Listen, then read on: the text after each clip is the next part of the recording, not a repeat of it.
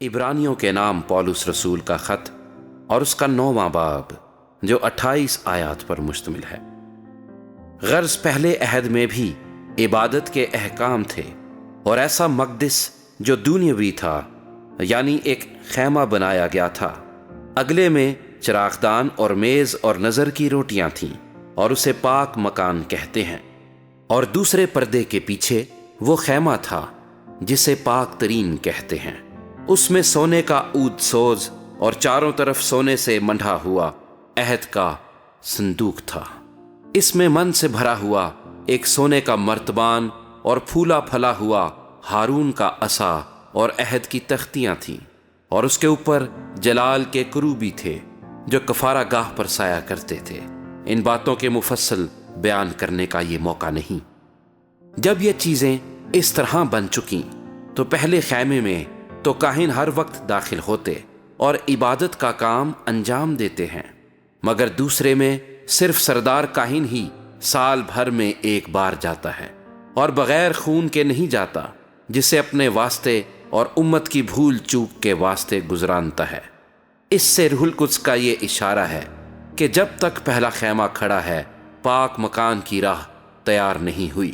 وہ خیمہ موجودہ زمانے کے لیے ایک مثال ہے، اور اس کے مطابق ایسی نظریں اور قربانیاں گزرانی جاتی تھیں جو عبادت کرنے والے کو دل کے اعتبار سے کامل نہیں کر سکتی، اس لیے کہ وہ صرف کھانے پینے اور طرح طرح کے غسلوں کی بنا پر جسمانی احکام ہیں جو اصلاح کے وقت تک مقرر کیے گئے ہیں۔ لیکن جب مسیح آئندہ کی اچھی چیزوں کا سردار کاہن ہو کر آیا تو اس بزرگ تر اور کامل تر خیمے کی راہ سے، جو ہاتھوں کا بنا ہوا یعنی اس دنیا کا نہیں، اور بکروں اور بچھڑوں کا خون لے کر نہیں، بلکہ اپنا ہی خون لے کر پاک مکان میں ایک ہی بار داخل ہو گیا اور ابدی خلاصی کرائی۔ کیونکہ جب بکروں اور بیلوں کے خون اور گائے کی راکھ ناپاکوں پر چھڑکے جانے سے ظاہری پاکیزگی حاصل ہوتی ہے، تو مسیح کا خون جس نے اپنے آپ کو ازلی روح کے وسیلے سے خدا کے سامنے بے عیب قربان کر دیا، تمہارے دلوں کو مردہ کاموں سے کیوں نہ پاک کرے گا، تاکہ زندہ خدا کی عبادت کریں۔ اور اسی سبب سے وہ نئے عہد کا درمیانی ہے، تاکہ اس موت کے وسیلے سے جو پہلے عہد کے وقت کے قصوروں کی معافی کے لیے ہوئی ہے، بلائے ہوئے لوگ وعدے کے مطابق ابدی میراث کو حاصل کریں۔ کیونکہ جہاں وصیت ہے وہاں وصیت کرنے والے کی موت بھی ثابت ہونا ضرور ہے، اس لیے کہ وصیت موت کے بعد ہی جاری ہوتی ہے، اور جب تک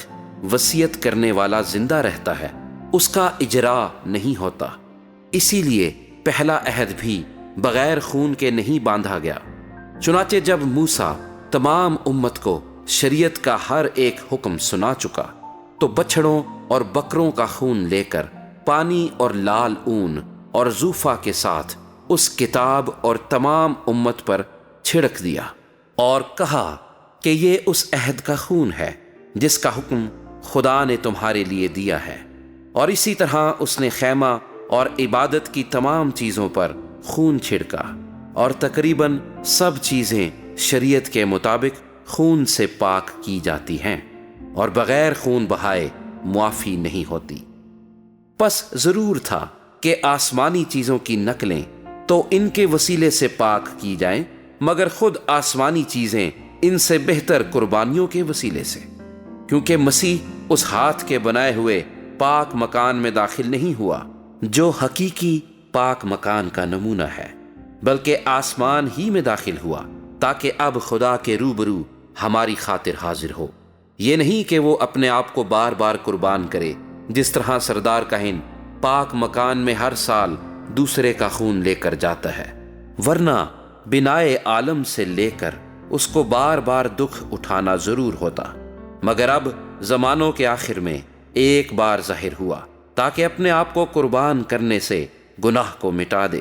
اور جس طرح آدمیوں کے لیے ایک بار مرنا اور اس کے بعد عدالت کا ہونا مقرر ہے، اسی طرح مسیح بھی ایک بار بہت لوگوں کے گناہ اٹھانے کے لیے قربان ہو کر دوسری بار بغیر گناہ کے نجات کے لیے ان کو دکھائی دے گا جو اس کی راہ دیکھتے ہیں۔